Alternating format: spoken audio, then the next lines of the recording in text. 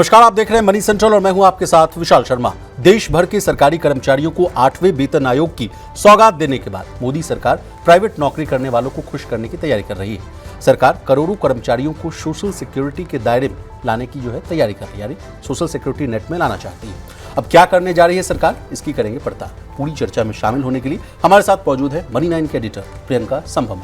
Madam, आपका money central में बहुत स्वागत है। हेलो विशाल, मैं तैयार हूं बिल्कुल। मनी सेंट्रल में आज हम बहुत अच्छी खबरें लेकर आए हैं। चलिए, करोड़ों कर्मचारियों को सोशल सिक्योरिटी के दायरे में लाने के लिए सरकार एक बड़ा कदम उठाने जा रही है। ईपीएफओ की मंथली सैलरी लिमिट को मौजूदा 15,000 रुपए से बढ़ाने की बात चल रही है। कितनी बढ़ेगी मंथली सैलरी लिमिट, जानने और समझने की कोशिश करेंगे। इसके अलावा चर्चा करेंगे कर्ज में डूबी वोडाफोन आइडिया की। आज अचानक वोडाफोन आइडिया के शेयरों में 8 से 9% का उछाल देखने को मिला।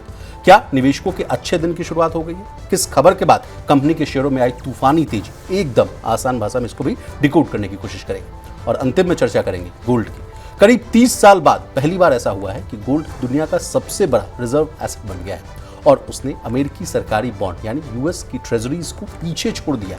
गोल्ड क्यों बन रहा है देशों की पहली पसंद? क्या कहते हैं WGC यानी वर्ल्ड गोल्ड काउंसिल के ताजा आंकड़े? सोना इतना मजबूत क्यों हुआ? सारे सवालों का जवाब उसको भी ढूंढने की कोशिश करेंगे। चलिए, बिना देर किए फटाफट करते हैं मनी सेंट्रल की शुरुआत।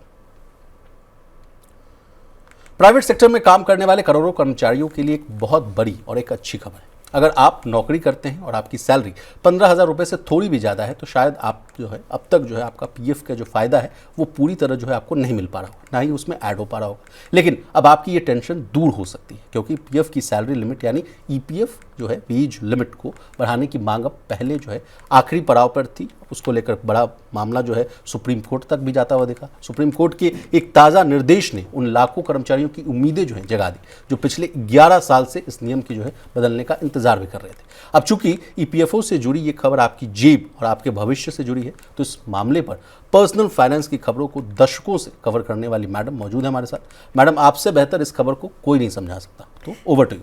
Thank you Vishal. मैंने कहा भी हम अच्छी खबरें लेकर आएंगे। अच्छी खबर है मेरे और आपके जैसे लोग जो निजी क्षेत्र में काम करते हैं और तमाम हमारे व्यूअर्स जो कि प्राइवेट जॉब्स करते हैं उनके लिए अच्छी खबर है। तो हम सभी को पता है कि जो वेज लिमिट है, विशाल ने जैसा कि बताया कि 15,000 की सीलिंग है।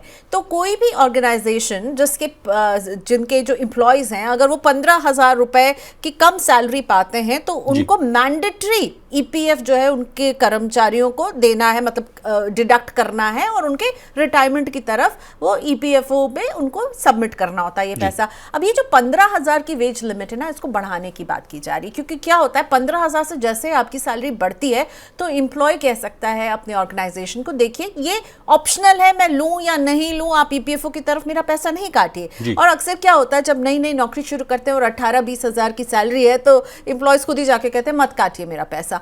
अब ये नहीं काटना, उस समय तो लगता है तुरंत कि हाथ में आ जाएगा पैसा तो कितनी अच्छी बात होगी, लेकिन ये नहीं काटना आगे जाकर के बहुत बड़ा असर पड़ता है, क्योंकि आप अपने रिटायरमेंट फंड से कहीं ना कहीं कॉम्प्रोमाइज करोगे। तो यही जो 15,000 की लिमिट है, जब सबको मैंडेटरीली वहां तक अगर 15,000 से कम सैलरी है तो आपका ऑर्गेनाइजेशन आपका पीएफ काटेगा, जमा करेगा, आपके रिटायरमेंट फंड का क्रिएशन हो रहा होगा। लेकिन 15,000 से अगर आपकी ज्यादा सैलरी आपकी बेसिक पहुंच जाएगी तो नहीं हो रहा होगा ये काम।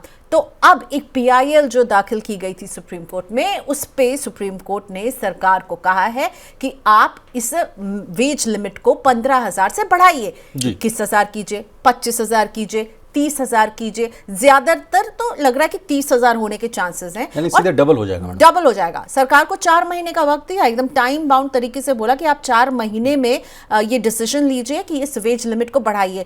आपने जैसा बताया पिछली बार कब ये बढ़ी थी, ये 11 साल पहले बढ़ी थी। एग्जैक्टली मैडम, और हमारे स्क्रीन पर वो डेटा चल भी रहा है मैडम। 1990 से 1994 तक ये 3,500 रुपये हुआ करती थी। 94 से लेकर 2001 में ये 5,000, 2001 से 2014 में अगर बात की जाए मैडम तो 6,500 के आसपास, और 2014 से प्रेजेंट की अगर बात की जाए तो ये 15,000 के आसपास है। तो ये भी तर्क दिया जा रहा है कि देखिए 10 साल से अधिक समय हो गया, 11 साल हो गए एग्जैक्टली। तो ये 15,000 वाला जो लिमिट है, और इस बीच में ये भी तर्क दिया जा रहा है कि देखिए खाने की महंगाई, रहने सहने की महंगाई, दवाई का, किराए का, तमाम जो है खर्चे और में बढ़ रहे हैं। सैलरीज भी बढ़ी हैं। बेसिक सैलरी भी जो है लोगों की अब 15,000 की बेसिक सैलरी से ज्यादा की बेसिक सैलरी 18 से 20-25 हजार की बेसिक सैलरी हो रही है। और ऐसे में ये महसूस किया जा रहा है इसे चेंज किया जाए। और मैं एक पॉजिटिव बात ये भी बता दूं कि संसद में लेबर मिनिस्टर मनसुख मंडाविया जी ने भी इस बात को मानी थी कि हम इसे रिव्यू कर रहे हैं, लेकिन ये ऐसा नहीं है कि केवल सरकार एक फैसला ले ले कि जी हम ये बढ़ा रहे हैं। इसमें बहुत सारे स्टेक होल्डर्स हैं। स्टेक होल्डर्स में वो अभी जितने भी लेबर से जुड़े हुए संघ हैं उनसे बात कर रहे हैं, प्लस एम्प्लॉइज का भी उस पर विचार लिया जा रहा है और एम्प्लॉयर का, क्योंकि क्या होगा एम्प्लॉयर की जेब से ज्यादा पैसे स्टेक होल्डर से बातचीत चल रही है। तो लेकिन उन्होंने कहा कि हम इस पर डिस्कशन कर रहे हैं क्योंकि 11 साल हो गए और अगर आप देखेंगे कि जिस तरह से चेंजेस होते रहे तो 10-11 साल में हमने ये चेंज देखा है कि टर्न हुआ है और इसको बढ़ाया गया है। तो शायद अब ये वक्त हो सकता है। देखिए सरकारी एम्प्लॉयज को तो 8th पे कमीशन की बढ़िया खबर मिल गई, निजी क्षेत्र में काम करने वालों के लिए ये एक अच्छी खबर हो सकती है। अब आपको लग सकता है कि भाई मेरा पैसा कटेगा, अच्छी खबर कैसे होगी? आपका पैसा कटेगा लेकिन अच्छी खबर इसलिए होगी कि आप एक सोशल सिक्योरिटी के दायरे में आएंगे। आपकी रिटायरमेंट के लिए की जो फोर्स्ड सेविंग है वो सरकार आपसे करवा पाएगी और ये बहुत अच्छी बात होती है जिसका एक दूरगामी फायदा है। और हम अभी उसको तुरंत एनालाइज जब करेंगे तो सबको लगेगा अरे मेरे हाथ में आपकी टेक होम सैलरी कम हो जाएगी। ठीक है, क्योंकि आपका पैसा कट रहा होगा। और आसान भाषा में हम आपसे समझना चाहेंगे, जिस तरह से ग्रेच्युटी को लेकर जो खबरें आ रही थी प्रियंका मैम, उसी तरह की बात इसमें भी देखने को मिल रहा है कि कहा जा रहा है कि अब एचआर जो है आपके जो है सैलरी स्ट्रक्चर को थोड़ा रिवाइज करते हुए दिखेंगे कुछ। लेकिन चाहे ग्रेच्युटी की बात हो या पीएफ की बात हो, ये फाइनली हमें ही मिलना है विशाल। और हमें यहाँ पर सबसे पहले आप ये बताइए प्रियंका मैम कि क्या सही में कम होगा? बिल्कुल होगा ना, क्योंकि अगर अभी तक क्या हो रहा था कि आपके अगर मान लीजिए 15,000 की जो वेज सीलिंग है उससे ठीक ऊपर आप आ रहे हैं 16,000 17,000 आपकी बेसिक पे, आप बोल देंगे अपने कंपनी को कि देखिए प्लीज मत काटिए, अब इतने से के लिए मैं क्या पीएफ जमा करूं। लेकिन अब जब उसमें से पीएफ कटेगा 12% आपका कंट्रीब्यूशन प्लस उसमें ईपीएस की तरफ जो एम्प्लॉय का कंट्रीब्यूशन जाता है वो कटेगा, ये सब जब कटेगा तो आपकी टेक होम सैलरी कम होगी, लेकिन आपके लॉन्ग टर्म के रिटायरमेंट की एक प्लानिंग अच्छी हो रही होगी। और मुझे लगता है सरकार इसको लागू करती हुई नजर आएगी कुछ दिनों में। सुप्रीम कोर्ट ने भी कह दिया कि आप 4 महीने में बताइए आप क्या कर रहे हैं, कितना बढ़ा सकते हैं, क्या गुंजाइश है। और मुझे लगता है ये एक पॉजिटिव अच्छी खबर है कि ईपीएफओ में और लोग शामिल हो पाएंगे। ये वेज सीलिंग को बढ़ा देना चाहिए सरकार को। 11 साल हो गए हैं उस लिमिट को जो है 6,500 से आपने जब इसे 15,000 किया था, और अब वक्त आ गया है क्योंकि सैलरीज बढ़ रही है, खर्चे बढ़ रहे हैं, लोगों को अपनी रिटायरमेंट के लिए अगर आप नौकरियों का हिस्सा बन रहे हैं, उस दुनिया में आ रहे हैं जहां आप नौकरी कर रहे हैं, तो आपको अपने रिटायरमेंट के लिए, अपने बुढ़ापे के लिए एक आप जो फोर्स सेविंग कर रहे हैं ना वो करते हुए नजर आएंगे। ज्यादा लोग, करोड़ों लोगों को फायदा होगा। जी मैडम, अब आपने कि अपने संबोधन में कहा कि कुछ लोग जो है शुरुआती नौकरी के दौर में जो होते हैं तो उनका कहना होता है कि भाई 15,000 से थोड़ा ऊपर उठ गया तो भाई मत काटिए क्योंकि मुझे अपने खर्चे चलाने हैं। लेकिन चूंकि हमारे शो का एक मकसद जो है फाइनेंशियली लिटरेट भी करना लोगों को, चूंकि आपका लंबा अनुभव भी रहा है मैडम, आप पूरे कॉर्पस को देखती हैं, आप समझती हैं कि रिटायरमेंट प्लानिंग कैसे होनी चाहिए, एसआईपी को आप बहुत बारीक नज़रों से देखती हैं, तो आपसे समझना चाहते हैं कि ये जो कदम है ये क्या सही होता है या what should be the dos and don'ts, कि आपको अगर जो आप कह रहे हैं खुद एम्प्लॉयर को कह रहे हैं कि नहीं भाई मत काटिए और बिल्कुल नहीं करना है ये विशाल, बिल्कुल नहीं, ये गलती क्या दिक्कत होती है? आपके लॉन्ग टर्म प्लानिंग पर ये इम्पैक्ट पड़ जाएगा। ठीक है, आप इतने साल जो काम कर रहे हैं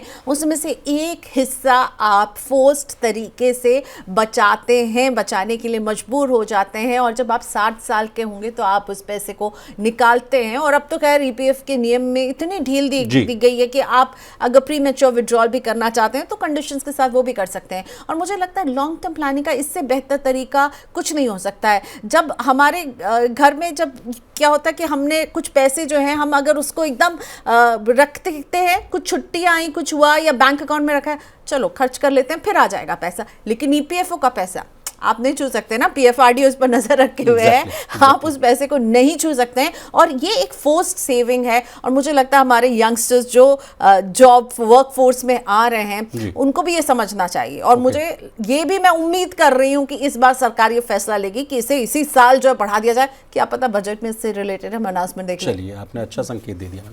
चलिए आगे बढ़ते हैं। संकट से जूझ रही टेलीकॉम कंपनी वोडाफोन आइडिया को ईजीआर बकाया मामले में दूरसंचार विभाग यानी डिपार्टमेंट ऑफ टेलीकम्युनिकेशन से बहुत बड़ी राहत मिल गई। इस बड़ी राहत के बाद शेयर बाजार में वोडाफोन आइडिया के शेयरों में जबरदस्त खरीदारी देखने को मिली। शुक्रवार को कारोबार शुरू होते ही यानी ट्रेडिंग सेशन के दौरान ही कंपनी का जो शेयर है वो 8.34% की छलांग मारकर जो है 12 रुपये 40 पैसे के लेवल तक पहुंच गया। असल में मैडम वोडाफोन आइडिया ने आधिकारिक तौर पर जो है जानकारी दी कि फाइनेंशियल ईयर 2006-07 से 2018-19 तक उसके एजीआर बकाये को अब रीस्ट्रक्चर कर दिया गया है। टीओटी ने 31 दिसंबर 2025 तक के जो कुल जो है मूलधन यानी जो प्रिंसिपल अमाउंट था, ब्याज था, जुर्माने की राशि को भी अब फ्रीज कर दिया। अब इस कर्ज को है जो कंपनी अगले जो है 16 साल में धीरे धीरे जो है चुका सकेगी। कहा जा रहा है कि इससे कंपनी पर जो अचानक आने वाला जो वित्तीय दबाव था, जो प्रेशर था, वो काफ़ी कम हो जाएगा और वो अपने जो है नेटवर्क एक्सपेंशन में यानी विस्तार कर पाएगी, सर्विसेज को और बेहतर बनाने पर जो है ध्यान दे पाएगी। लेकिन आपसे समझना चाहेंगे मैडम, लगातार जो न्यूज़ साइकिल में जो वोडाफोन आइडिया बना हुआ रहता है, कभी कहा जाता है कि इसके शेयरों में तबड़ जो है ज़बरदस्त जो है गिरावट आ गई, कभी कहा जाता है कि 8% 10% की जो तेजी आ गई है। ये मामला क्या है? सुप्रीम कोर्ट भी गया था, मामला आपसे समझना चाहते हैं क्या है? आज तो शुभ शुभ बोलिए, आज तो बढ़ रहा है, आज ऑक्सीजन मिली है क्योंकि फाइनली एक ऑफिशियली उनको सरकार ने बोला कि हाँ भाई हम ये कर रहे हैं। 31 दिसंबर माफ कीजिएगा, जब ये बात आई थी तो वोडाफोन ने कंसर्न दिया था कि हमें अभी ऑफिशियली कुछ नहीं पता है। तो अब आधिकारिक तौर पर जब उन्हें ये जो है ऑफिशियली बता दिया गया है और इसी का इम्पैक्ट हमने देखा आज वोडाफोन आइडिया के शेयरों में। ऑक्सीजन मिला और ये शेयर भागा, लेकिन इस भाग दौड़ का क्या मतलब है? आपको याद होगा 123 रुपए का ये शेयर हुआ करता था, अब देखिए कितनी 11 रुपए। हाँ, और आज हम सेलिब्रेट कर रहे हैं कि भाई ये 11 रुपए से ऊपर चला गया है क्योंकि अच्छी खबर आई है। तो वहाँ 123 से अगर कोई चीज़ गिर के 11 रुपए पर आ गई है तो चलिए अब एजीआर को लेकर के उनको एक राहत की सांस तो वो ले ही रहे हैं कि अब वो इसे इंस्टॉलमेंट्स में देंगे। 2041 तक 2041 तक इन्हें पे करना है। पेमेंट का जो प्लान है वो मैम आपसे समझना तो चाहिए, वो किस्तों में जाने वाला है विशाल, जो जानकारी हमें मिल रही है। मार्च 2026 से मार्च 2031 के बीच में इन्हें 124 करोड़ एनुअली पे करना है। फिर 100 करोड़ एनुअली इन्हें 2032 से 35 तक पे करना है। फिर 2036 से 2041 तक रिमेनिंग अमाउंट। और एक बहुत इंपॉर्टेंट बात ये भी है इसमें कि डीओटी ने कहा है कि वो एक कमिटी को सेटअप करेगी जो एजीआर ड्यूज का एक रीअसेसमेंट भी करेगा।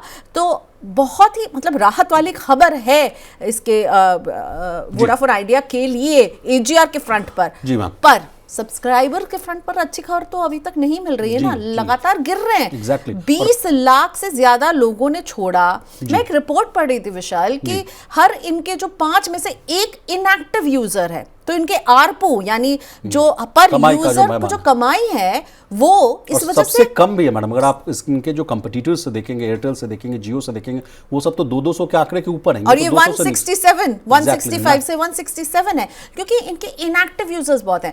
पेपर में वो दिख रहा है कि वो यूजर है लेकिन वो सर्विस का इस्तेमाल नहीं कर रहे हैं। और क्यों नहीं कर रहे हैं? क्योंकि सर्विस पुअर है कहीं ना कहीं वोडाफोन आइडिया की। कल परसों भी हम लोगों ने जब मनी सेंट्रल में इस बात को डिस्कस किया था तो एक खबर आ रही थी कि 35 लाख जो है और भी जो सब्सक्राइबर्स इनको छोड़ते हुए नजर आ सकते हैं। 20 लाख मैंने जो आंकड़ा बताया वो नवंबर का था। अब दिसंबर और जनवरी में क्या हुआ मुझे नहीं पता, लेकिन हम आगे कहा जा रहा है मैडम, रिपोर्ट के आधार पर कहा जा रहा है कि आगे 35 लाख ऐसे सब्सक्राइबर्स हैं जो वोडाफोन आइडिया से अपना हाथ पीछे खींच सकते हैं। इसके पीछे तर्क ये दिया गया कि एसेट क्वालिटी में जो है जो लेकर जो चिंताएं हैं, सरकार की तरफ से जो बातें आ रही हैं, 2 लाख करोड़ के आसपास का कर्ज है कंपनी के ऊपर। और इसके अलावा भी जो आप सर्विसेज पर मैं आपका ध्यान लाना चाहूंगा, वोडाफोन आइडिया के सर्विसेज को लेकर भी कई तरह के सवाल उठते रहते हैं। कहा जाता है कि नेटवर्क कनेक्टिविटी नहीं है, दिखता है मोबाइल पर 4G 5G लेकिन आप बफरिंग के और उसी के सामने इनके कंपटीशन जो बाजी क्यों मारे, क्योंकि अच्छी सर्विस दे रहे हैं ना इसीलिए। लेकिन अब लग रहा है कि चलिए अब जरा सा ये दबाव खत्म हुआ है पैसों का, ये जो फ्रीज लग गया है, वो जो इंटरेस्ट की जो घड़ी टिक टिक टिक टिक बढ़ रही थी वो रुक गया है। तो अब ये अपनी एनर्जीज इंफ्रास्ट्रक्चर के एक्सपेंशन पर, 5G के एक्सपेंशन पर, अपनी सर्विसेज को सुधारने पर ले जाएंगे। और उम्मीद तो हम यही करेंगे जो जितने भी वोडाफोन आइडिया के यूजर्स हैं वो भी ये सब एक्सपीरियंस कर रहे होंगे। मैं चाहूंगी हमारे जो व्यूअर्स हमें देख रहे हैं वही कमेंट बॉक्स में लिखाएं उनका एक्सपीरियंस कैसा रहा है, क्योंकि उनके एक्सपीरियंस से ही पता चलेगा हमें एक्चुअली में जमीन पर क्या चल रहा है। मुझे जो पता है, जो मैंने सुना है, ओवरऑल आपका भी एक्सपीरियंस हम जानना चाहते हैं मैडम। अब चूंकि आपकी भी लंबी चर्चा चलती है तमाम लोगों से, सर्विसेज को लेकर तमाम जो है शिकायतें जो है देखने को मिलती है, चाहे आप जियो का ले लीजिए, एयरटेल का ले लीजिए, या तमाम आप जितने भी BSNL को लेकर। एक वक्त ऐसा था तमाम लोग कह रहे थे कि प्राइसिंग बहुत ज़्यादा हो रही है, चलिए भाई सरकारी की तरफ शिफ्ट हो जाते हैं, BSNL की तरफ जाते हुए देखिए BSNL उस चीज़ को होल्ड ही नहीं कर पाया, सरकारी कंपनी और वहां से भी लोग जो जिस रफ्तार से गए उसी रफ्तार से वापस भी लौट के लेकिन अब मिलेंगे। क्या करेंगे, इसके बिना तो हमारी जिंदगी नहीं चलती है ना। हम तो इन कंपनियों के अब उस पे जी रहे हैं, उन मर्सी पर जी रहे हैं। तो अब ऑप्शन यही है, आप एक से खुश नहीं है दूसरे के पास जाइए, दूसरे से खुश नहीं है तो तीसरे के पास जाइए, पोर्ट करवाइए अपना नंबर। अभी लेकिन अगर हम वीआई की बात करें तो इसकी सर्विस क्वालिटी को लेकर के इशू रहा है। अब इंफ्रास्ट्रक्चर ये अपना फैलाएगी, अपनी सर्विस को जब तक नहीं सुधारेगी तब तक इस तरह की फ्रीज का कोई मतलब नहीं रहेगा। क्योंकि आप सोचिए 123 रुपए का शेयर अगर आज 11.5 रुपए पर आ रहा है और हम कह रहे हैं कि क्या 8% की बढ़त दिखा रहा है, लेकिन सोचिए जिसने 123 में खरीदेगा वो आज क्या कितने इन्वेस्टर्स फंसे हुए होंगे, बहुत इन्वेस्टर्स। तो हम कहाँ सब्सक्राइबर्स की बात करें, इन्वेस्टर्स भी इसमें फंसे हुए हैं। तो यहाँ पर जो है ये छोटे छोटे जो इसके स्पर्ट्स ऑफ हैप्पीनेस लेकर आता है, आई होप ये लॉन्ग टर्म साबित हो, नहीं तो इन्वेस्टर्स और सब्सक्राइबर्स दोनों ही यहाँ पर उलझे हुए फंसे हुए नजर आ रहे हैं। विशाल, चलिए मैडम आगे बढ़ते हैं। दुनिया के कई देशों के सेंट्रल बैंक तेजी से जो है गोल्ड खरीद रहे हैं, वहीं यूएस ट्रेजरीज की हिस्सेदारी जो है धीरे धीरे घट रही है। हालत ऐसे हो गए हैं कि विदेशी रिजर्व में सोने की जो कुल वैल्यू अब लगभग जो है यूएस ट्रेजरीज के बराबर पहुंच गई। करीब 30 साल बाद पहली बार ऐसा हुआ है कि गोल्ड दुनिया का सबसे बड़ा रिजर्व एसेट बन गया है और उसने अमेरिकी सरकारी बॉन्ड यानी यूएस ट्रेजरीज को पीछे छोड़ दिया।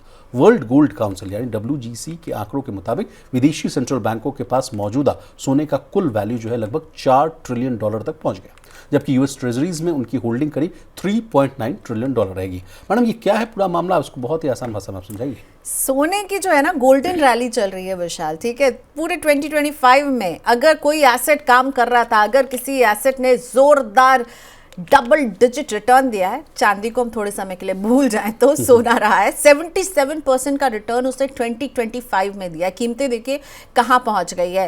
एक कमोडिटी एक्सपर्ट से बड़ी दिलचस्प बात हो रही थी और मैं उनके वर्ड्स को कोट करना चाहूंगी। वो कह रही थी कि गोल्ड जो है ना अब सिर्फ एक प्रेशियस मेटल नहीं रहा है, गोल्ड बन गया है एक स्ट्रैटेजिक मेटल, एक पॉलिटिकल मेटल। और आपने जो खबर अभी बताई विशाल कि किस तरह से यूएस ट्रेजरी बॉन्ड्स को ये टक्कर दे रहे हैं, क्योंकि इन सब के पीछे है डी-डॉलराइजेशन। सारे ही देश, पूरा विश्व डॉलर से निर्भरता कम करना चाहता है और गोल्ड वो न्यूट्रल एलिमेंट है जिसको सभी लोग अपना रहे हैं और जबरदस्त खरीद सेंट्रल बैंक्स कर रहे हैं। और WGC की ही रिपोर्ट है, उन्होंने एक सर्वे किया था कि अगले 12 महीने में भी तमाम सेंट्रल बैंक्स अपनी खरीदारी जो है सबसे ज्यादा रखने वाले हैं। 14वां कंसेक्यूटिव महीना रहा जब पीपल बैंक ऑफ चाइना जो है उसने अपने गोल्ड रिजर्व को बढ़ाया है। भारत बढ़ा रहा है, कौन सा देश है जो नहीं बढ़ा रहा है? एक अगर मैं आपसे बात पूछूं कि आप जानते हैं 2025 में किस देश ने सबसे ज्यादा गोल्ड खरीदा? एक ऐसे देश का नाम मेरे सामने आया, पोलैंड ने। सबसे ज्यादा। साउथ कोरिया क्या कर रहा है? बहुत समय से उसने गोल्ड खरीदना बंद कर दिया था, अब उसने फिर से शुरू कर दिया है। कोरिया खरीद रहा है, ब्राजील खरीद रहा है, अब पोलैंड। इसी से अगला सवाल मैं आपसे ये पूछना चाहता हूं कि तमाम देश जो हैं वो क्यों भाग रहे हैं इस पीली धातु के पीछे? क्योंकि उनको डॉलर से अपनी निर्भरता जो है वो कम करनी है। ट्रम्प साहब की नीतियों से जो है उनको भी डर लगता है और डॉलर पे बहुत ज्यादा निर्भरता। मैडम की जो सैंक्शंस का डर है वो कहा जा रहा है कि आप तमाम एसेट्स को लेकर जो है आप सैंक्शन कर देंगे, डॉलर को लेकर कह देंगे, ट्रेजरीज को लेकर कह देंगे, बॉन्ड्स को लेकर कह देंगे, लेकिन उस गोल्ड पर तो आपका आधिपत्य नहीं है, आप इस पर सैंक्शंस तो नहीं लगा सकते। एक न्यूट्रल एलिमेंट है और जियोपॉलिटिकल टेंशन अभी भी बने हुए।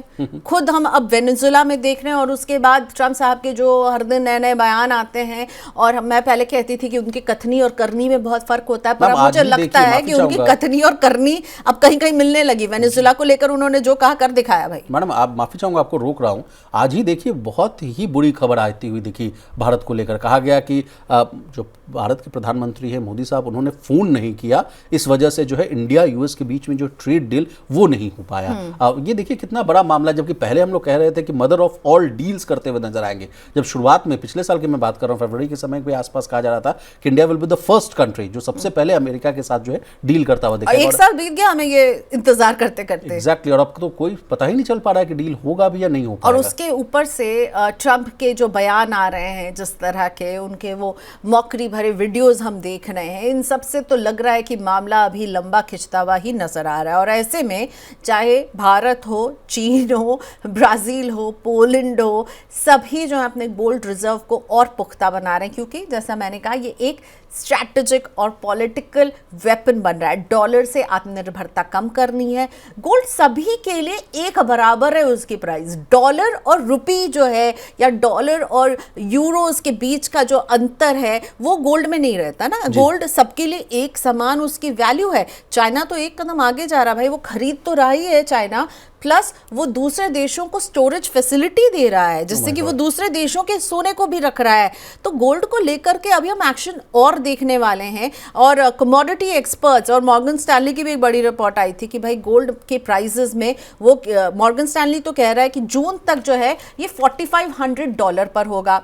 मेरी जो कुछ भारतीय कमोडिटी एक्सपर्ट से बात हो रही थी उनका आउटलुक ये है कि गोल्ड 2026 में $4,900 यानी $5,000 पहुंच जाएगा। तो गोल्ड में जो है गर्मी बरकरार रहने वाली है, तेजी बरकरार रहने वाली है। जियोपॉलिटिकल टेंशन, साथ में टैरिफ को लेकर के जो टेंशन है, साथ में हमें नहीं भूलना चाहिए लुढ़कता हुआ हमारा रुपया डॉलर के सामने, ठीक है। तो इन सब के बीच में गोल्ड को अच्छी खासी तेजी मिल रही है। वर्ल्ड गोल्ड काउंसिल कह रहा है, सारे ही सेंट्रल बैंक्स अगले 12 महीने में कह रहे हैं कि हम गोल्ड को और खरीदेंगे। सेंट्रल बैंक्स की अग्रेसिव बाइंग 2025 में करीब 1,000 टन जो है सोना जो है सेंट्रल बैंक खरीदते हुए तो नजर आएंगे ही, लेकिन आगे भी जो है इस दर में जो है कंटिन्यूटी देखने को मिलेगी। मैं आपको बताना चाहूंगी, जूलिया डू को मैं पढ़ रही थी, ये सीनियर कमोडिटी स्ट्रैटेजिस्ट हैं ICBC स्टैंडर्ड बैंक में। इन्होंने ये कहा था कि सेंट्रल बैंक्स जो है वो गोल्ड परचेज कर रही हैं, जिसके पीछे 2 वजह हैं। एक, गोल्ड की सेफ हेवन डिमांड, यानी जब जियोपॉलिटिकल टेंशन बढ़ रही है ऐसे में गोल्ड पर जो है देशों का रुझान ज्यादा बढ़ जाता है। दूसरा है डाइवर्सिफाइंग फॉरेन एक्सचेंज, यानी डॉलर पर अपनी निर्भरता को कम करना चाह रहे हैं, रिड्यूस करना चाहते हैं डॉलर पर अपनी डिपेंडेंसी को। कहीं ना कहीं हम देख रहे हैं डी डॉलराइजेशन की मुहिम जो चल रही है। मैं ये नहीं कह रही हूं उससे डॉलर की अहमियत कम हो गई और डॉलर बिल्कुल खत्म हो जाएगा, नहीं, ऐसा कभी नहीं होने वाला है। कम से कम इसमें अभी बहुत सारा वक्त लगने वाला है, पर सभी देश अब आत्मनिर्भर होना चाहते हैं और एक कॉमन जो चीज सबको बांध रही है वो है गोल्ड, और इसकी चमक जो है वो इसे साबित भी कर रही है। देखिए 2025 में किस तरह की रैली हमने देखी है, और 2026 में भी अभी तक जितने भी कमोडिटी एक्सपर्ट हैं वो कह रहे हैं गोल्ड की चमक जो है वो बरकरार रहने वाली है। आप गोल्ड ETF में रिटेल इन्वेस्टर्स का पार्टिसिपेशन ही देख लीजिए ना, क्या शानदार रहा है। एम्फी का डेटा भी आ गया मैडम, लेकिन आगे की कहानी में हम उसको डिस्कस करेंगे। लेकिन एक सवाल जो हमारे व्यूअर्स से कनेक्टेड है, शादी ब्याह का सीजन स्टार्ट होने वाला है मैडम, खरमास खत्म होने वाला है, तमाम लोगों के घर में जो है बड़ा फेस्टिव का माहौल जो है वो शुरू हो जाएगा। और भारतीय लोगों के से तो आपको पता ही है कि कितना खास जो है जुड़ाव होता है गोल्ड से। उनका क्या मतलब, देश जो है मिडिल क्लास अभी है, तमाम तादाद जितनी लोगों की है वो अभी मिडिल क्लास हैं, वो क्या करें। 1 लाख, आज ही मैं डेटा देख पा रहा हूँ मैडम, सिल्वर की बात की जाए तो एक दिन में तो 4,000 रुपये महंगी हो गई, 2,40,000 के पार जाती हुई दिख रही है। सोने की कीमत की बात की जाए तो आज 1,422 रुपए की तेजी है और ये 1.37 लाख रुपए के आसपास पहुंच चुकी है। और तो इस साल के अंत तक 1,75,000 के ऊपर रहने वाली है। इसलिए अगर घर में कुछ काम है और जिसके लिए आपको गोल्ड खरीदना ही खरीदना है तो खरीद डालिए।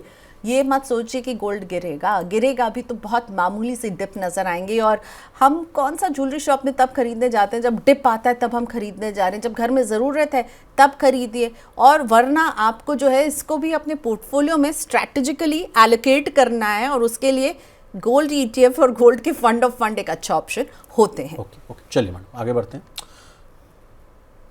दुनिया के सबसे बड़े और ताकतवर सरकारी निवेशक यानी जो इन्वेस्टर्स हैं, जो कभी भारत को ग्रोथ का सबसे बड़ा ठिकाना मानते थे, अब धीरे धीरे पीछे हटते हुए दिख रहे हैं। खाड़ी देशों में यानी जो गल्फ कंट्रीज हैं और ग्लोबल स्टेट फंड्स का जो है भारत में इन्वेस्टमेंट साल 2025 में 70% से ज़्यादा गिर गया है। पहले जहां अरबों डॉलर का निवेश हो रहा था, अब वो करीब जो है 1/3 रह गया है। अब किन निवेशकों ने पैसा कम किया है, इनके नाम जान लेते हैं। देखिए, ADIA ये अबू धाबी से बिलोंग करते हैं, QIA कतर से बिलोंग करते हैं, मुबादला KIA कुवैत से, DP वर्ल्ड ICD ने जो है पैसा लगाना कम कर दिया। आंकड़ों की बात करें तो इन फंड्स ने मैडम 2024 में अच्छा खासा $1 बिलियन का जो है निवेश किया था। मैं आपसे समझना चाहूंगा वो डेटा प्लीज आप बता दीजिए, कितने का निवेश किया था और उसमें अब कितने की गिरावट आ रही है। 70% ईयर ऑन ईयर हम ड्रॉप देख रहे हैं, बहुत ही बड़ा नंबर है ये। आप बताइए, कहीं ना कहीं भारत में रुचि कम होती हुई ये सॉवरेन वेल्थ फंड्स की, स्टेट ओन्ड ग्लोबल इन्वेस्टमेंट्स की कहाँ, तो ये हमारा हिस्सा इंडिया का जो है वो 9.5 था पिछले साल, और अब मतलब मैं 2024 की बात कर रही हूँ और 2025 में ये गिरकर 2% पर पहुंच गया है। तो यानी कहीं ना कहीं ये जो बड़े बड़े फंड्स थे इनकी रुचि भारत में कम हो रही है। वजह कई हैं, वैल्यूएशन को लेकर जो फिक्र बनी हुई थी विशाल, उसको कहीं ना कहीं ये बात रिफ्लेक्ट कर रही है। अभी तो भारतीय शेयर बाजार के तमाम जो एक्सपर्ट्स के साथ आपकी जो इंटरव्यू हुई थी, मैडम मधु केला साहब से हुई थी, विजय केडिया साहब से हुई थी, उन लोगों ने भी इन बातों को कहते हुए दिखा था कि भाई वैल्यूएशन को लेकर थोड़ी सी चिंताएं हैं। अगर ग्लोबल जो है, अगर इकोनॉमिस्ट से बात करेंगे, उनकी रिपोर्ट्स को पढ़ेंगे तो वो भी कुछ लोग मानते हुए नजर आते हैं कि नहीं भाई थोड़े वैल्यूएशन को लेकर चिंताएं जो है वो दिख रही है। हालांकि रिजल्ट सीजन की शुरुआत हो चुकी है, 5 तारीख से हमारे तमाम कंपनियों के तिमाही नतीजे भी आते हुए दिख रहे हैं, तो उस पर भी क्या वैल्यूएशन को लेकर आशंका दिख रही है? बिल्कुल वैल्यूएशन को लेकर चिंता है। एफआईआई का पलायन अभी भी बना हुआ है विशाल, हम इसे बिल्कुल भी नहीं भूल सकते हैं। अभी कल 2 दिन से हम लगातार बाजारों में, भारतीय बाजारों में दवा देख रहे हैं और एफआईआई ने 11,922 करोड़ की बिकवाली की है। चौथा दिन रहा है जो वो बिकवाल बने रहे हैं और पैसा निकालते हुए नजर आ रहे हैं।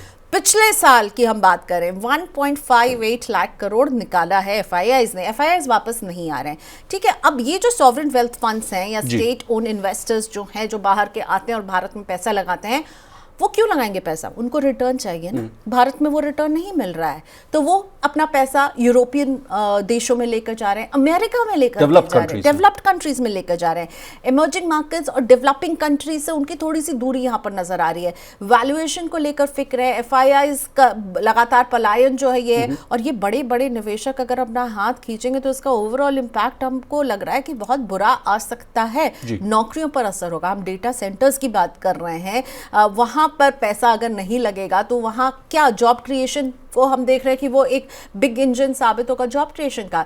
लेकिन अभी इंडिया इन लोगों के लिए पसंदीदा डेस्टिनेशन बिल्कुल नहीं नजर आ रहा है। मैं जब भी बात करती हूँ बड़े बड़े एमडी और सीईओ से, वो इतने साफ शब्दों में कभी नहीं कहते क्योंकि वो अलार्म नहीं करना चाहते हैं। लेकिन उनकी बातों से मुझे जो समझ में आ रहा है, हमारे एक एक्सपर्ट ने, वो वीडियो तो आप हमारे मनी 9 में देख सकते हैं, शरद कोहली जी का, जो उन्होंने एक साफ कहा है कि 2026 में वो रिसेशन की आहट सुन रहे हैं।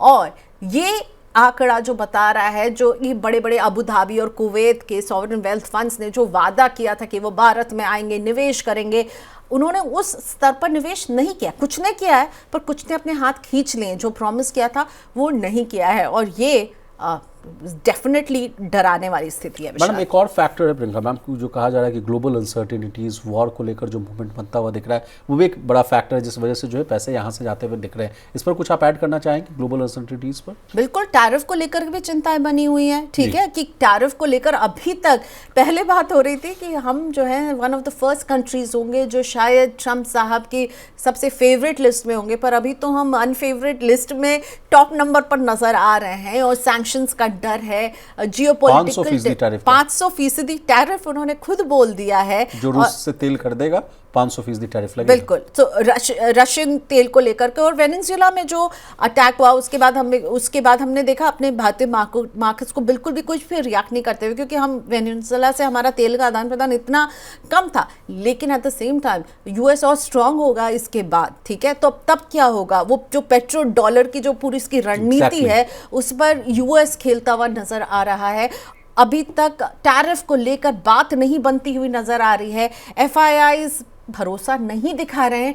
डीआईआईज कब तक संभाल कर रखेंगे यहाँ पर, ये भी एक सवाल और चिंता है। और 2026 की शुरुआत हमने देखी ट्रंप साहब के वेनेजुएला पर इतने बड़े एक्शन के बाद, और उसके बाद जबकि सबसे रोचक जानकारी मैडम मैं आपको देना चाहूँगा, अब प्रवीण सर से भी मैंने पूछा था इस बात को, जब 1 तारीख को जो पत्रकार लोग उनसे पूछे ट्रंप साहब से कि आपका जो है न्यू ईयर का रेजोल्यूशन क्या है, तो उन्होंने बड़े जोर से कहा कि पीस। और उसके 1 से 2 दिन के बाद इन्होंने जो है किसी दूसरे देश पर जो है बम और जो है गोले जो है वो दाग दिए, और उन्होंने किसी राष्ट्राध्यक्ष को हैंड कफ्ड करके ले जाना और उनको कहना कि आप अपने देश में मशीन गन रखे। बड़े किसी देश का प्रधानमंत्री, राष्ट्रपति कोई भी मशीन रखे, मतलब आप तोप रखिए, गोला रखिए, कुछ भी रखिए, किस आधार पर जो है इस तरह की कार्रवाई करना है? कितनी ग्लोबल लेवल पर चुनौतियां पेश। अच्छा विजय, कार्रवाई करना तो करना अपने देश में जाकर, अपने देश में लेके गए, वहां के कानून के तहत उनको सजा दिलवाना। और उसके बाद वो जितने बार वो जब भी प्रेस से मुखातिब होते हैं या अपने कुछ पब्लिक स्पीच देते रहते हैं,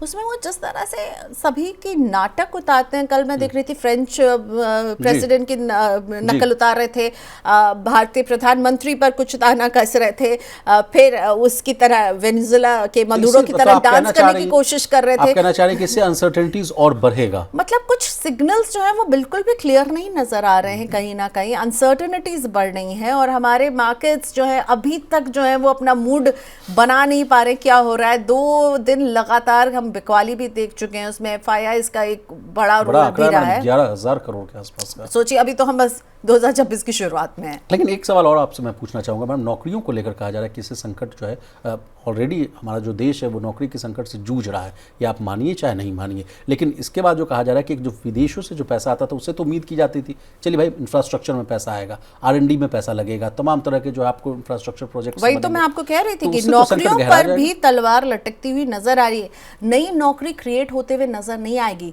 क्योंकि हम एक तरफ जब टैरिफ की बात करें तो देखिए एक्सपोर्ट यूनिट्स की हालत वैसे ही खराब है, वहां पर चिंताएं हैं नौकरियों को लेकर, कैपेसिटी को लेकर के कि क्या होगा।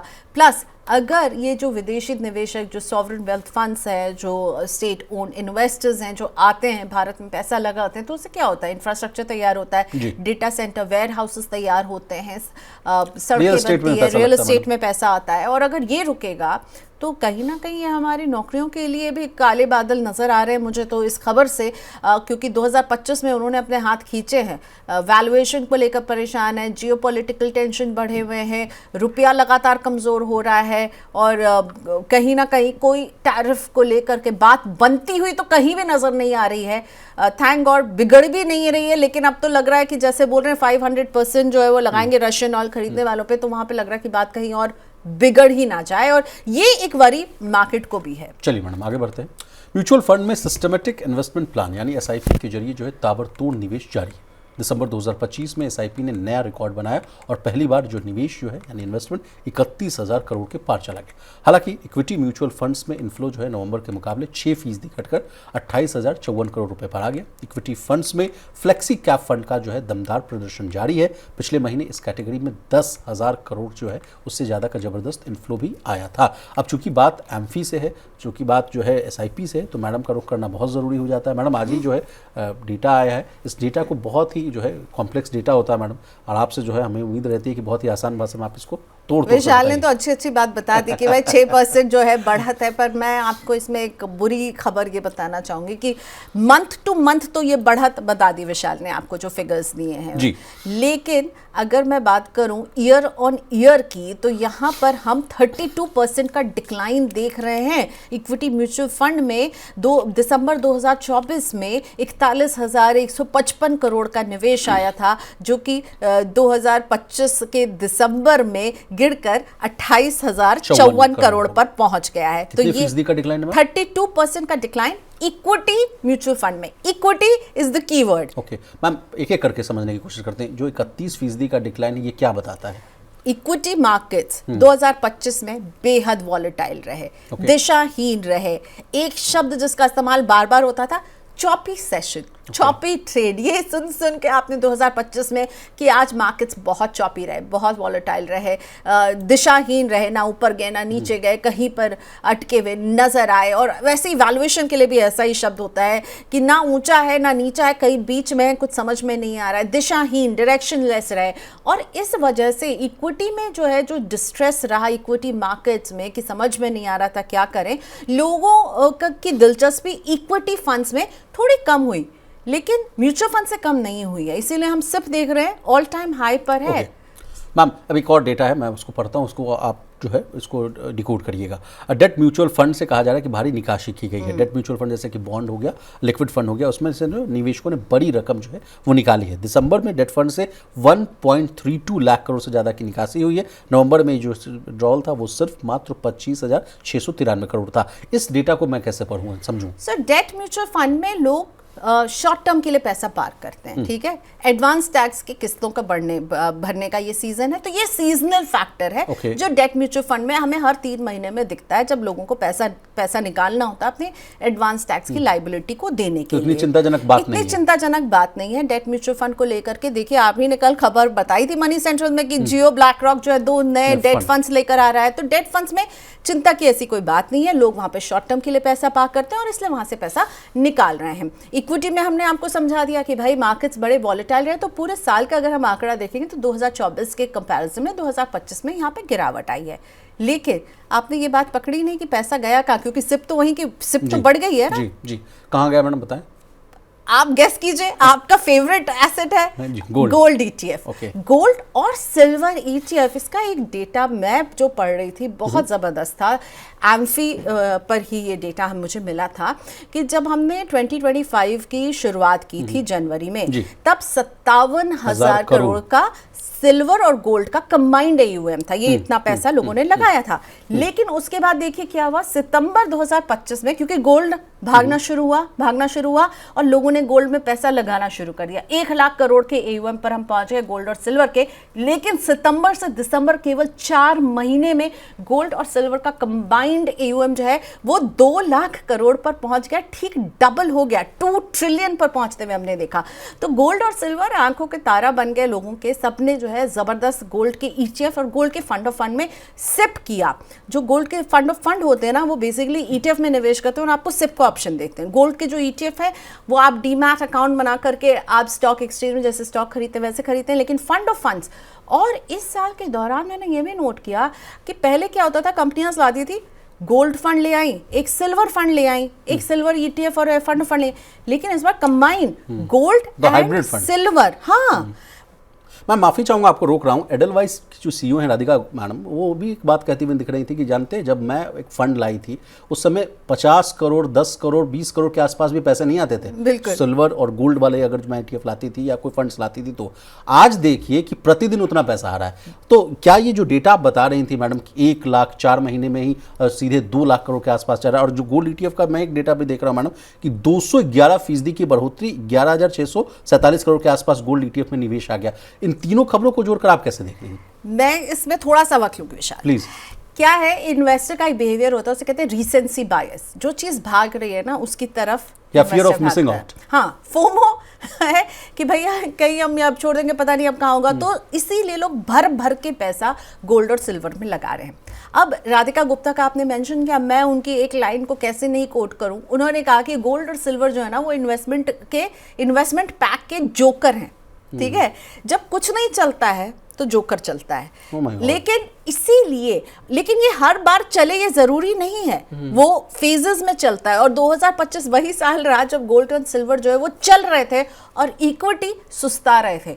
निफ्टी और सेंसेक्स के जो रिटर्न है वो कुछ 5, 6, 7% रहे हैं। गोल्ड का रिटर्न 77% रहा है 2025 में, 2025, और सिल्वर का 176% रहा है। और इसी बीच में एक और मेटल जो अपना दौड़ पकड़ रहा है वो है कॉपर में देखिए क्या बढ़त नजर आ रही है हमें अभी। अगर 2025 से अभी तक की हम बात करें तो कॉपर 59% से ज्यादा की दौड़ लगा चुका है। 2 दिन पहले अपने लाइफ टाइम हाई पर नजर आ रहा था, $14,000 पर टन पर नजर आ रहा था। अभी से वहां से हमको लगता है थोड़ा सा अभी वहां पर दबाव आ चुका है। लेकिन ये मेटल्स जो है ना ये अपना कमाल दिखा रहे हैं और इन्वेस्टर्स को लग रहा है कहीं गाड़ी छूट ना जाए, fair of missing out. Priyanka ma'am, next सवाल मेरा आपसे ये रहेगा, क्योंकि आपने अपने संबोधन में जियो ब्लैक रॉक को लाया। जियो ब्लैक रॉक को लेकर जब भी मेरे आपसे बातचीत हुई है तो उसको लेकर कहा गया कि विशाल देखिए इसकी एंट्री से जो है जो ईयूएम वाला जो है मामला वो 100 लाख करोड़ के पास जाता हुआ दिखेगा। अब एक चिंताजनक रिपोर्ट एम्फी के डेटा में ये भी बात आ रही है कि नवंबर में जो था एयूएम में बात कर रहा हूँ, म्यूचुअल फंड इंडस्ट्री का जो एयूएम था 80.80 लाख करोड़ के आसपास था। दिसंबर में ये घटकर 80.23 लाख करोड़ आ गया। अगर मैं इसको डेटा कैलकुलेट कर रहा हूँ मैडम तो एयूएम में करीब 0.7% की गिरावट है। क्या इस गिरावट को हम चिंता माने या नहीं माने? मुझे नहीं लगता है, जिस तरह से लोग पैसा लगा रहे हैं इसमें कोई बहुत बहुत बड़ी गिरावट नहीं है। 80 वाले जोन में हम बने हुए हैं, कुछ हज़ार जो है कम हुए हैं।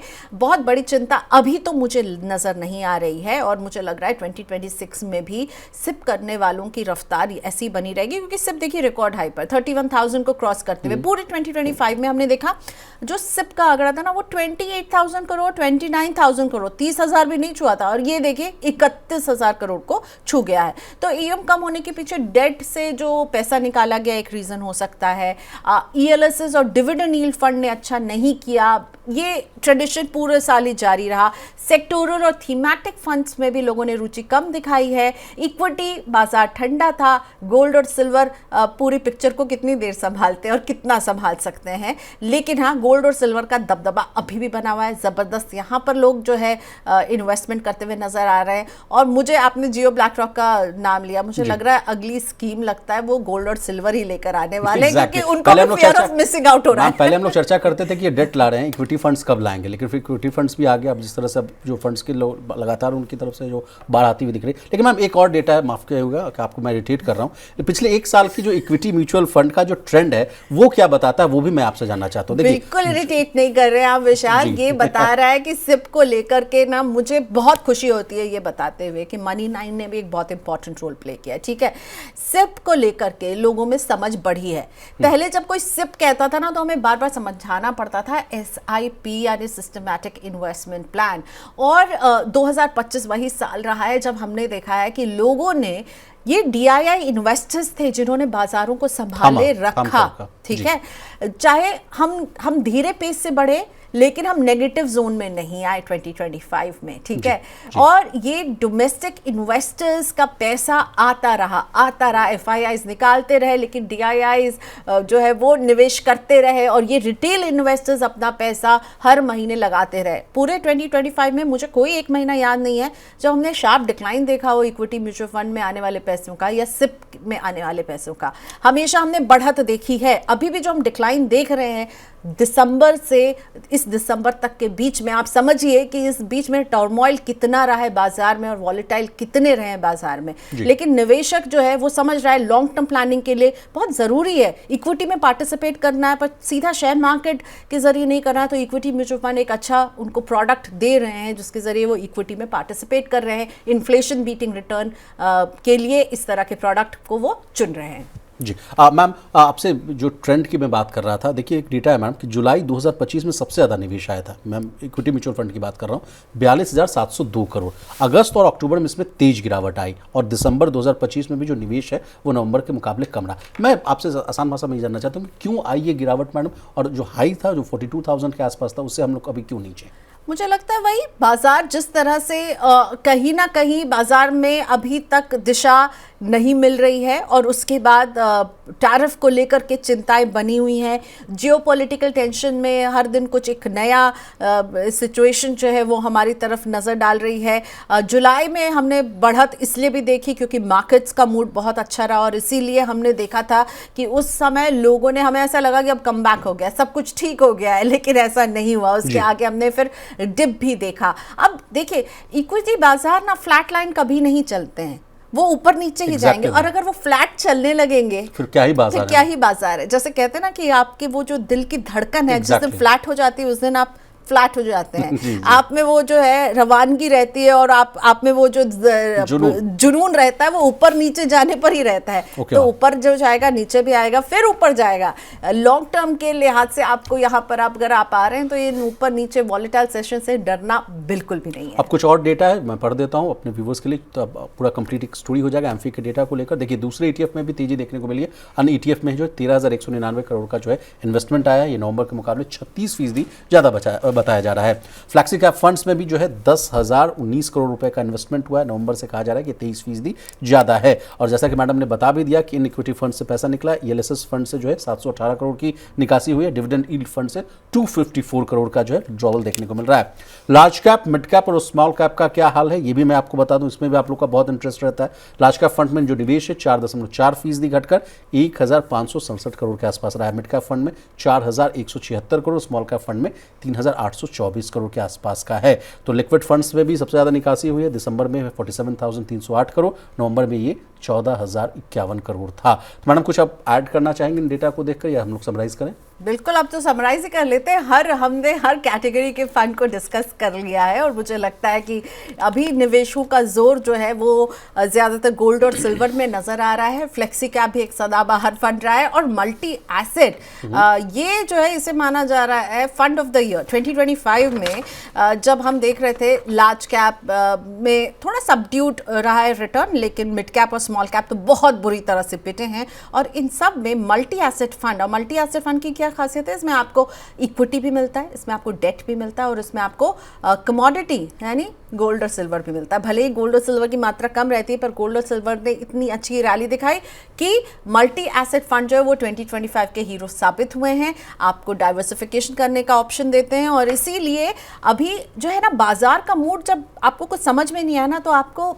हर जगह थोड़ा थोड़ा पैसा जो है वो लगाना चाहिए। एक ही एसेट पर फिदा नहीं होइएगा। और ये मैं गोल्ड और सिल्वर के लिए भी कह रही हूँ। क्या होता है, जो भाग रहा है अभी सबको लग रहा है सब छोड़ो और गोल्ड और सिल्वर में पैसा डालो। नहीं नहीं नहीं नहीं, ऐसा मत कीजिएगा। लास्ट की जो आपकी जो एडवाइस है कि don't keep all eggs in the one basket, ये बहुत अच्छा आपने जो है एडवाइस दे दिया मैंने। तो आपका बहुत शुक्रिया, आपने कीमती समय निकाला, तमाम विषय को बहुत ही आसान भाषा में विस्तार से समझाने की कोशिश की। तो आज के मनी सेंट्रल में बस इतना ही। इसी तरह देश, दुनिया और बिजनेस जगत से जुड़ी तमाम ताज़ा तरीन खबरों के लिए बने रहिए हमारे साथ और देखती रहिए मनी।